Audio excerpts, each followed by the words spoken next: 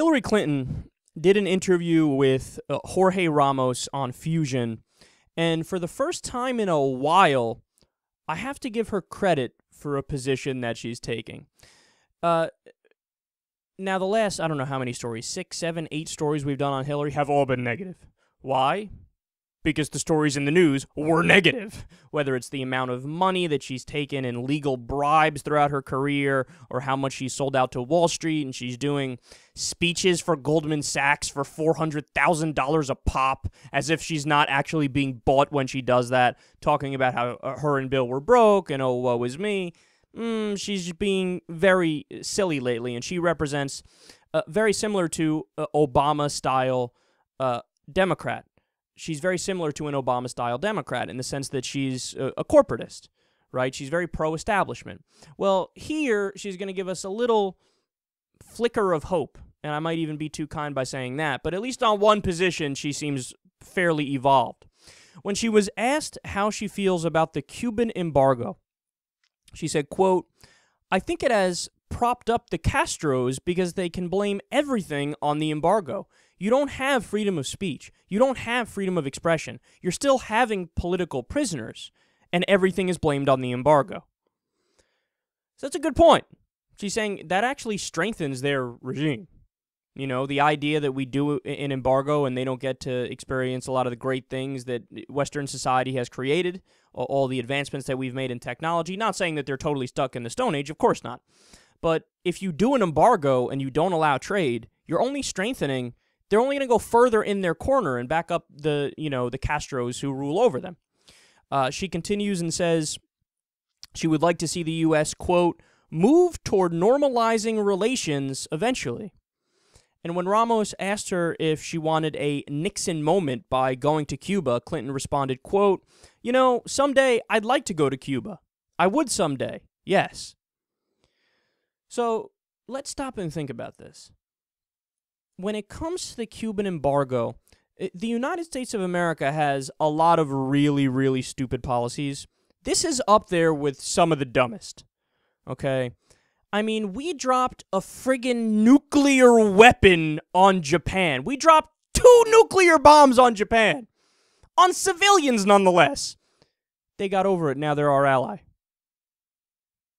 They can get over that, but we are still pissed at Cuba because they're communist. Supposedly that's one of the reasons. And we failed at overthrowing them. So we are mad at them. Hold on. Shouldn't they be mad at us, if anything? But we're mad at them because we tried to overthrow them and they set up a government we don't like. What the fuck does their government have to do with us? And so what? They're communist. China is communist.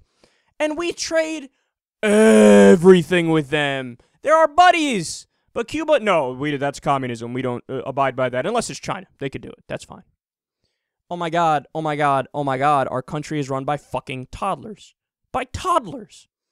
I mean, it's such a silly idea. Get the fuck over it. Do you know what kind of regimes we have supported over the years? There's an entire Wikipedia page of authoritarian regimes supported by the United States of America.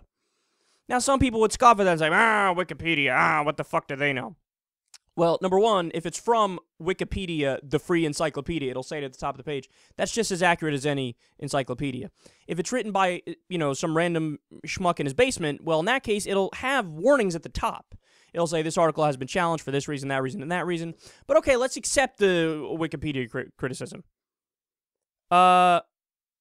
Even if half of those authoritarian regimes we actually did support, which we did, there's like 9,412 on the list. So we can support people who've done ethnic cleansings. I mean, Turkey is a perfect example. We were supporting them when they were doing the Armenian genocide. But since they're our allies, we're like, no, it's totally cool. We're not going to do an embargo against you, even though you're killing people randomly. But Cuba, they're setting up a communist system. Fuck them. Fuck them.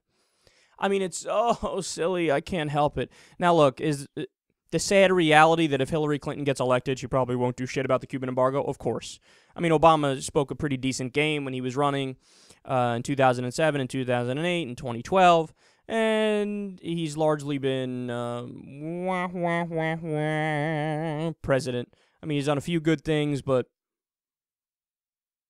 I'm not doing backflips and holding hands and singing Kumbaya with people and saying, oh, this is so special. So maybe I'm giving Hillary Clinton a little too much credit here, but at least in terms of the dialogue and the narrative, she's moving in the right direction on this issue. And I think this is such a black and white issue that it should really be 100%. Like, it should get to the point where all politicians in America are like, are we really fucking still doing a Cuban embargo? Or are we that stupid? Please, let's get over ourselves. Let's move on with our lives here.